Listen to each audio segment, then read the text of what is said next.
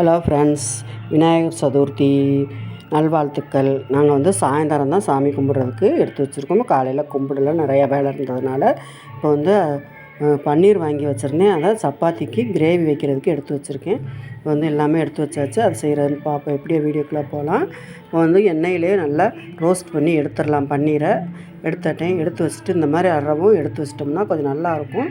அதை எடுத்து வச்சுட்டு அதுக்கப்புறமா அதுக்கு தேவையான மசாலா அதே எண்ணெயில் ஊற்றி நம்ம வறுத்து எடுத்துக்கலாம். இப்போ அதுக்கு வெங்காயம், பட்டை, சோம்பு கொஞ்சமாக போட்டு ஒரு பட்டை போட்டு எல்லாம் ரெடி பண்ணி வச்சுருக்கேன். அதெல்லாம் வெள்ளைப்பூடு, இஞ்சி அதிலே போட்டு லைட்டாக வதக்கிக்கலாம்.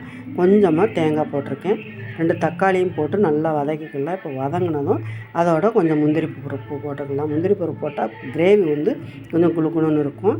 அதனால் முந்திரி பருப்பு கூட கொஞ்சமே போட்டிருக்கேன். நான் கொஞ்சமாக தேங்காய் சும்மா கொஞ்சமாக போட்டால் போதுன்ட்டு போட்டு நல்லா வதங்கினோடனே மல்லி இலை இருந்தது. மல்லி இலையும் போட்டு வதக்கி இறக்கியாச்சு. இப்போ இதை நல்லா ஒரு ஜாரில் வச்சு ஆற வச்சிடலாம். இதை ஆறுற முன்னாடி நம்ம இங்கிட்டு தேவையானலாம் ரெடி பண்ணிக்கலாம்.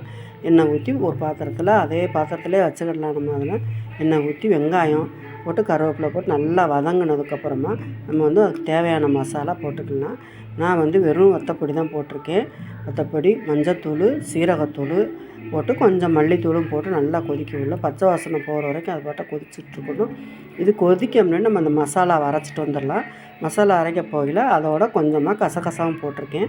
வறுக்கையில் போடலை, ஏன்னா அது ரொம்ப கருகிருங்கிறதுனால. இப்போ போட்டு நம்ம அரைச்சிட்டு வந்துடலாம். இப்போ நல்லா அரைச்சாச்சு. குழம்பும் நல்லா கொதிச்சிருச்சு. அதோட நம்ம அரைச்சிட்டு வந்ததையும் ஊற்றிக்கிடலாம். எடுத்து போட்டு நல்லா தேவையான அளவு தண்ணி ஊற்றி கொதிக்க வச்சுக்கலாம். அது கிரேவி எவ்வளோ தேவையோ அந்தளவுக்கு நல்லா கொதித்து வர வரைக்கும் நல்லா வச்சுக்கிடுங்க. இப்போ மேலேயே கறி மசால் பவுடர் போட்டிருக்கேன். நல்லா வாசனையாக இருக்குங்கிறதுனால ரொம்ப வாசனையாக இருக்கும். அதனால் ஒரே ஒரு முட்டை இருந்தது, அது வேஸ்ட் ஆகிடக்கூடாதுன்ட்டு அப்படியே அதை என்ன செஞ்சு கொஞ்சமாக சின்ன கிண்ணத்தில் போட்டு மிளகுத்தூளும் உப்பும் போட்டு நல்லா கலக்கி எடுத்து கரண்டியில் போட்டு எடுத்துட்டேன். அதையும் பன்னீர் மாதிரியும் நறுக்கலாம்னு நறுக்கி வச்சுட்டு நல்லா குழம்பு கொதித்து வந்துருச்சு.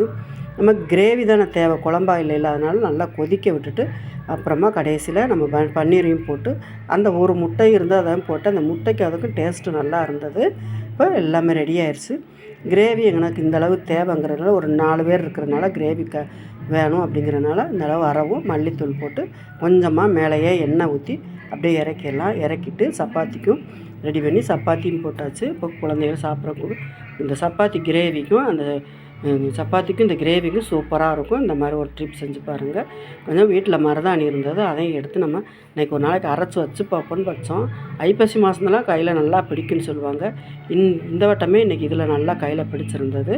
சப்பாத்தி ரெடி ஆயிடுச்சு. வீடியோ பிடிச்சிருந்தால் லைக் பண்ணுங்கள், ஷேர் பண்ணுங்கள், சப்ஸ்கிரைப் பண்ணுங்கள்.